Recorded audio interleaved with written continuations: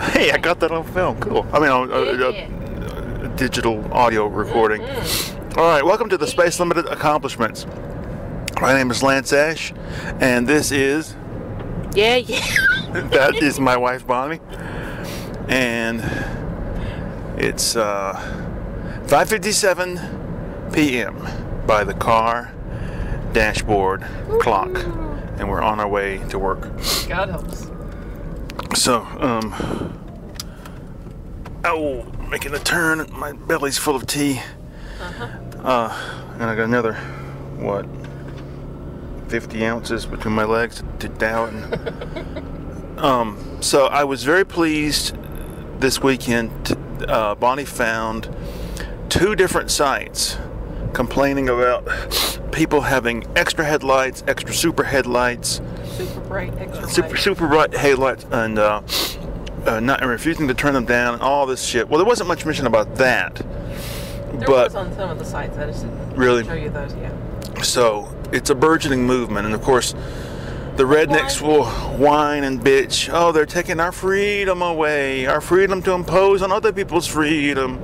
And the cops, who are composed of rednecks, will completely agree with them. I shouldn't say rednecks. I should say persons who have aggressive, extroverted personalities and feel like displaying a flashy facade to the rest of the world. I need to turn the light on for just 1 second. You mean like cops? Well, that's what I said. Okay, I think we're, yeah. Oh. Check. All right, let's see here. Let's discuss the weekend. Oh, God. I got some art done. You got some art done. We both did art. Yay. Yeah. Got started on the new painting, which is, I'd say, area-wise, maybe 5 times bigger. Somewhere between 4 times bigger than the paintings I've been doing lately, for the last couple months. Yeah. So we'll see if the new easel can handle that size. I might have to make a bigger base to hold it up. Oh, my stomach. So I listened to last week's episode, and it, surprisingly, for not having a theme, was pretty good. It bounced along. Okay. We were supposed to come up with a theme for this. Well, let's make art the theme. Art. Okay. Okay. I found out a while back. Sorry, tea's making my nose run. That the artists that in general that I'm interested in general fall under the category of art informel or informalism, which is, broadly speaking, the European term for abstract expressionism, sort of as a whole, taken as a broad category. So, but that pisses me off that there's 2 different terms for 2 different continents. So I've kind of avoided exploring it much further. But last night, getting started with a new painting is always difficult because you're waiting for one layer to dry till you get to the next, until you get to the final layer, which is where you get the intense work done. But anyway, so I had some time to kill.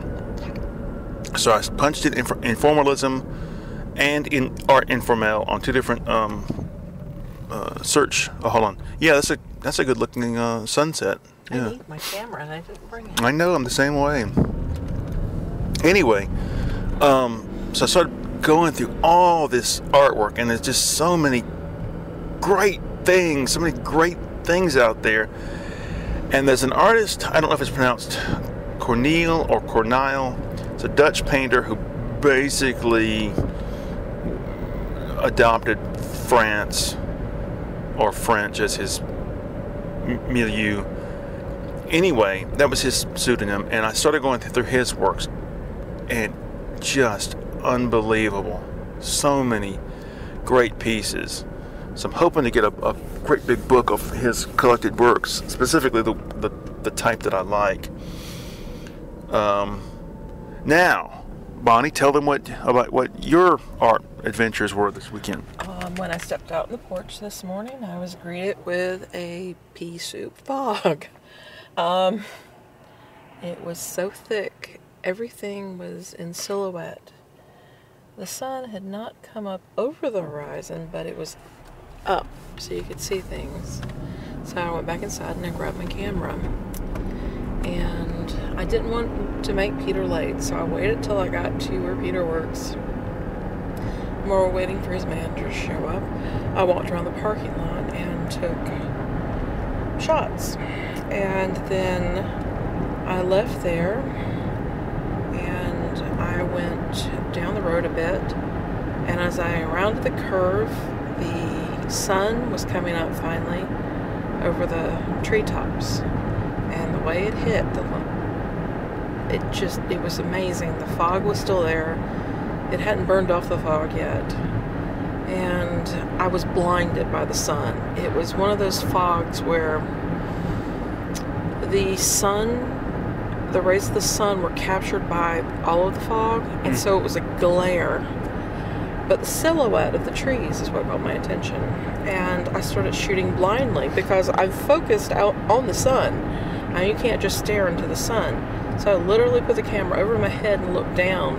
And I'd bring the camera down between shots and, set it and such and just hope for the best.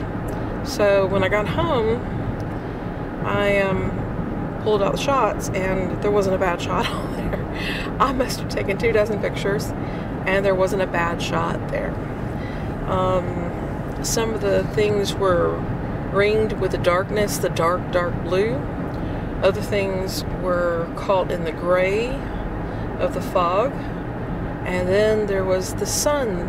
When it finally broke through, the last photograph I had, the sky had turned, instead of this sharp white glare that I had started off with when I started photographing that last scene, it had turned into a soft yellow hue. When I got home, I was able to see the pictures in detail, and the last shot I took, or rather the last series I took, there was a building beneath trees. And depending upon when the sun came up and began to clear off the fog, the building became more and more apparent in the picture. And so you had the silhouette of the building beneath the trees. And there was a streak of light that ran in front of it, and that was a roadway. And I was shocked. I didn't even see that because I had been so blinded by the sun. And the whole thing was an experiment. It was just, trying to capture the mood of the moment, the mood of the scenery. And I was very pleased with it. What building was that, by the way? Oh, it was a home. I was over off Timothy. I had turned off the highway onto Timothy, and as you come to the shopping center there's a bank right beyond it. And as I approached the bank, the silhouette of the trees hit with the sun behind it. Okay. And I pulled into the parking lot at the bank and just stood there and shot for about 5 minutes. Because when I saw the pictures and you said it was, I assumed it was Target because you said you took it to the parking lot. The first series of shots, the first series of shots was actually from the house, from the porch, where I photographed down to the creek and the tree line there to capture the fog. But the second series was at the Target shopping center parking lot. And I was waiting there with Peter to drop him off at his workplace. And so I walked around the car, not far from it, and took different shots of the skyline there and then silhouettes of trees as well. Because when I first saw them, and I saw the first couple, and I saw that light. I didn't see it was a building. Oh, the first couple. No, I saw the. No, I thought it was like glow off of a body of water or something. And you said that's a. Look at this asshole with his lights off. Anyway, it was this. And then you said, no, that's a building. I thought, I didn't even realize it was a building back there. I thought it was just something reflecting light, something catching the light, like a body of water or something back there. But you also discovered an artist who does these psychedelic, freak-out, jam-packed pictures. Gianni Carrera or Korea or something.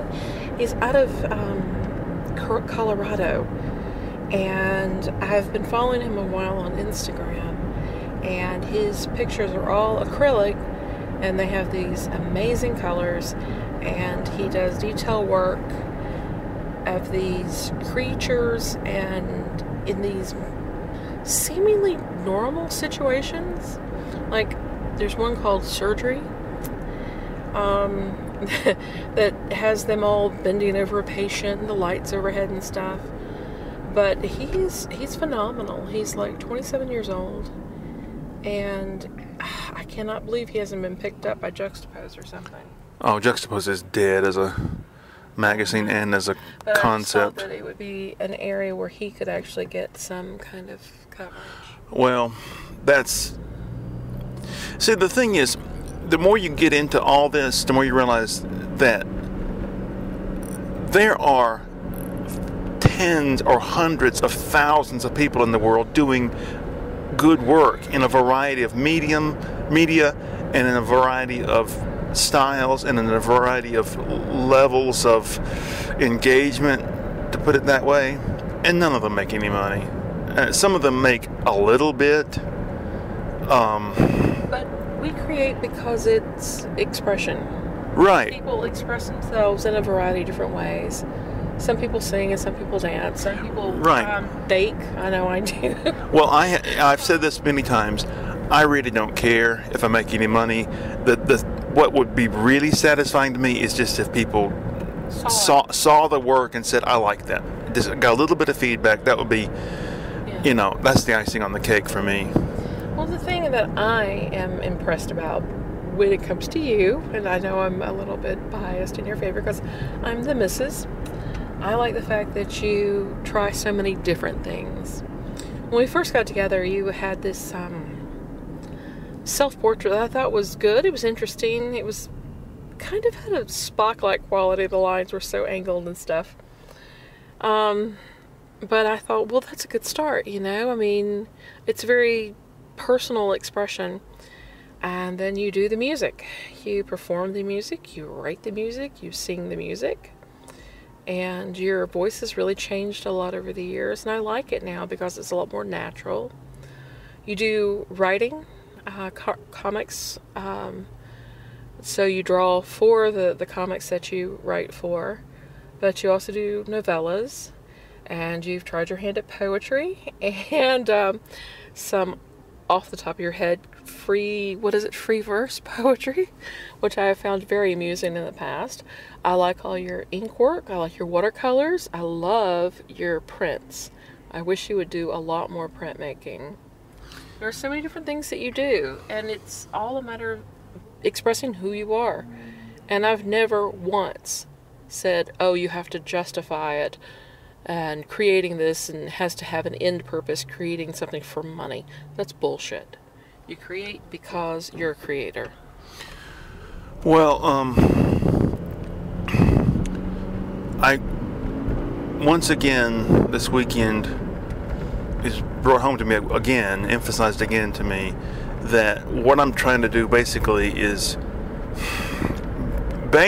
two things at once, which is specific, concrete images, in this case cartoon-ish representation, and at the same time this sort of abstract expressionist thing at the same time. So you're trying to jam two different things into pictures at the same time, and I realize now that's what I've been doing the whole time. So it's like, I don't know, I find it odd that somebody would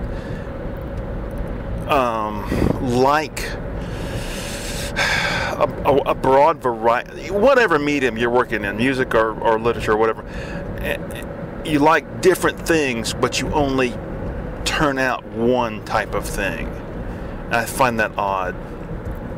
To me, you like a lot of different things, you should do a lot of different things, even if you have to cram them into the same picture. So I don't know how a guy like that, the guy that you discovered, that surrealist guy, I don't know how he does it with acrylics. I don't know how he must thin them down greatly and then just layer them with thin layers over and over and over. Well, I checked him out. He had a show in Denver, and his paintings are maybe 3 feet by 2 feet or 4 feet by 3 feet. So there is a lot of detail, and there's a lot of stuff that goes into them. I can't help but to wonder if he's got some excellent brushes. Well, it took me a long time to learn to... Sorry. One thing about his work is it's flat color. There is no mixing of the color. It's very much like what you would see in a basic cartoon. Like a coloring book type thing. Yeah. You have an outline, and then you have a single color that goes into it. And the colors that are beside it, within their own lines, will then add to the overall effect. Right. So that you may have different shades of purple. And so what you see seems to be a swath of color that is blended together until you look at it closely. Yeah. I prefer to have colors that are sort of knitted together in sort of an oilish type way. Like, for instance, one thing I like to do is, like you say, you paint somebody's face, and it's a mixture of sort of pinks and pinkishness and reds and that kind of thing. But then you take a look at it, and it looks pretty good. But then you just smoosh some green in it up against the side, as if something under his chin is reflecting a green up onto the chin, and that makes it. And I like doing that sort of thing. I want to do that more often. And it took me a long time to learn how to do all this on my own without any training. What is he dancing for? I don't know. I don't know either. It's a different I don't attitude. That.